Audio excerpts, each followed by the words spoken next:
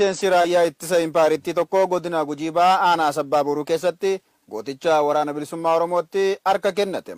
Jaaliraan gameessaa guutuu gabaasa kan akka taanutti isiniif dhiyeessiti. Sirni micciiramaan daba malee gaarummaa tokko ilma Oromoo fi yaadni biltiginnaan ilmaan Oromoo dargaggoota hanga maanguddootti afaan qawween ukkaamsuun barcuma aangoo isaa ittiin tikfachuuf dirree waraana isaatti guurus ilmaan Oromoo kanneen diinummaa sirnichaa baran hidhannoo guutuun gara qabsoo bilisummaa Oromoo gooticha waraana bilisummaa Oromoo geggeeffamaa jirutti yeroo irraa gara yerootti makamaa jiru. Akka kanaanis waxabajii 22/2024 waraana sirnichaa tokko kan ga'een isaa hoogganaa gaantaa ta'e mooraa waraana PP godina Gujii Bahaa aanaa Sabbaa Boruu ganda Utuluu keessatti argamu keessaa hidhannoo guutuu wabootti makamee jira. Loltuun kunis qawwee Akaamaa Turkii tokko rasaasa 150 fi hidhannoo tokko mooraa diinaa keessaa baasuun mooraa qabsoo bilisummaa Oromoof galii godhee jira. Itti dabaluunis kanaan dura diina uummata isaatti roorrisaa jiru kanaaf qawwee baatee tajaajilaa turuu isaatti gaabbee warreen Oromoo ta'anii diinaaf ergamaa jiraniinis osoo yeroon isaan ittiin barfanne hidhannoo fi qawwee isaanii waliin gara qabsoo bilisummaa saba isaaniitti akka makaman jechuun dhaamsa dabarfateera. Godina Kibba Lixa Shaggar aanaa Bachoo magaalaa Tullu Boolloo irraa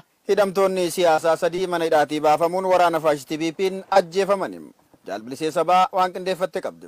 Biltsiginnaan maddee aangoo jabaan uummata ta'uu dagatee aangoo silaa uummanni ittiin of bulchu bulchiinsa dhuunfaa isaa godhachuun gartuulee abbaa irreef hojjetan hawaasatti bobbaasuun uummata nagaa ajjeessuu jabeessaniiru. Bifuma kanaan ajjeechaa jumlaa hidhamtoota maqaa siyaasanii akkamanii harka waraanaa fi qaama nageenyaaf hin jiran harka jiran murtii seeraa malee ajjeesuu hammeessaniin godina Kibba Lixa Shaggar magaalaa Tulluu Boolloo keessaa halkan namoota baasanii ajjeesaa jiru. Roobii darbee waxabajjii 19/2024 magaalaa Tulluu Boollootti namoonni hidhamanii turan baafamanii ajjeefamuun yoo himamu ammaaf namoota ajjeefaman keessaa kan maqaan dhugee konkolaachisaa Margaa Baayisaa kan jedhamudha. Obbo Margaan dhalootaan godina Lixa Shaggar aanaa Tolee ganda Wasarbii Migirriddii ta'uun yoo himamu yakka tokko malee namoota maqaan isaanii hin ifoomin waliin mana hidhaatii baafamanii ajjeefamuu simaniiru. Godina Arsii Bahaa aanaa Sakoo keessatti miseensonni raayyaa ittisa impaayera Itoophiyaa machaa'uun walirraa ajjeesuun dhaga'ame.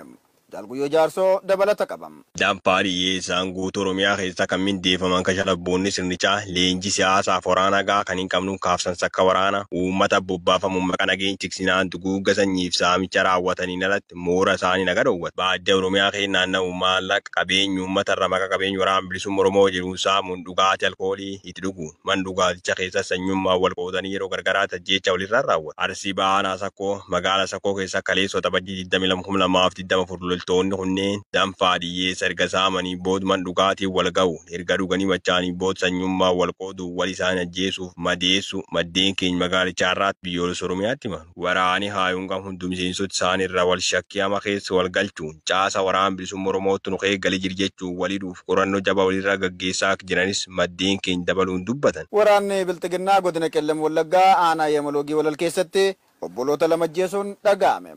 Jaalboora addunyaa waan qindeeffate qabam. Imimmaan haadha hiyyeessaa lolaasuun kan isa gammachiisu Abiy Ahmed loltoota isaa qe'ee uummata Oromootti bobbaasuun dhiiga ilmaan Oromoo dhangalaasisee awwan Oromoo boosisaa oola. Kaleessa waxabajii 22/2024 ganama saa tokko walakkaa keessa waraanni Biltsiginnaa godina Qellem Wallaggaa aanaa Yamaaloogii Walal ganda gurraattii iddoo addaa Goggofii jedhamtutti bobba'uun maatii tokko keessaa obbolaa 2 naasu tokko malee ija maatii duratti rasaasa itti roobsuun ajjeesuun gatanii deeman. Maqaan obboloota lamaan ajjeefamanii kunis Yohaannis Ordofaa Gomaasii fi Gammachuu Ordofaa Gomaasii yoo ta'an dargaggootni kun badii qabaatanii osoo hin taane sababa abbaan isaanii waboo waliin hidhatee socho'uu qofaaf ta'uu maddeen gabaasan. Reeffi dargaggoota kanaas erga waraanni sirnichaa naannoo sanarraa deemee hawaasa naannoon kaafamee guyyaa makaleessaa awwaalamuu arraata biyyoolessa Oromiyaatti imaniiru. Gara oduu keenya biyya alaatii argannetti yeroo dabarru Raashiyaan dhaabbilee annisaa Yuukireen rukutuun namoota 3 ajjeeste. Jaalimoonaa Faayisaa dabalata qabam. Boombiin qajeelfama Raashiyaan gamoo mana jireenyaa magaalaa guddittii Yuukireen guddittii lammaffaa Kaarkiif keessatti argamu rukutee namoonni 329 madeessuun pirezidaantii Vilaadimiir Zeeleeniksii michoota Kiiv irraa gargaarsa dabalataa akka gaafatan taasiseera. Suuraaleen toora intarneetii irratti maxxanfaman kutaaleen gamoo kanaa diigaman foddaan isaanii caccabee barandaan caccabee fi caccabni isaa kaleessa lafa irratti faca'ee akka jiru agarsiisa. Ministeerri biyya keessaa Hiyoorkii Limenkoo haleella walakkeessa waaree booda raawwatameen namoonni 329 madaa'uu ibsaniiru. Bulchaan naannichaa Hoolee Sinaayiboov akka jedhanitti namoota madaa'an keessaa daa'imman 2 yoo ta'u kanneen miidhaman keessaa 4 alaamaa keessa jiru. Shororkeessummaan Raashiyaa karaa boombii qajeelfama qabuun raawwatamu kun dhaabbachuu qaba. dhaabbachuus ni danda'a jechuun Zeleniksi teelegiraamii irratti barreesse. Shororkeessitoota Raashiyaa fi aviyeeshinii waraana Raashiyaa bakka jiranitti dhaabuuf nu dandeessisu murtee cimaa michoota keenya irraa barbaachisas jedhee jira. Raashiyaan itti fayyadama boombii kana irratti hirkattee kan turte yoo ta'u gatii xiqqaa kan qabu fageenya irratti bu'uu fi humnoota isheetiif balaa xiqqaa kan qabudha. Kharkiv daangaa Raashiyaa irraa gara kiiloomeetira 30 fagaatti. Magaalattiin namoota gara miiliyoona 1.3 qabdu kun yeroo waraana ji'oota 28tti dhiyaatan keessatti Raashiyaan irratti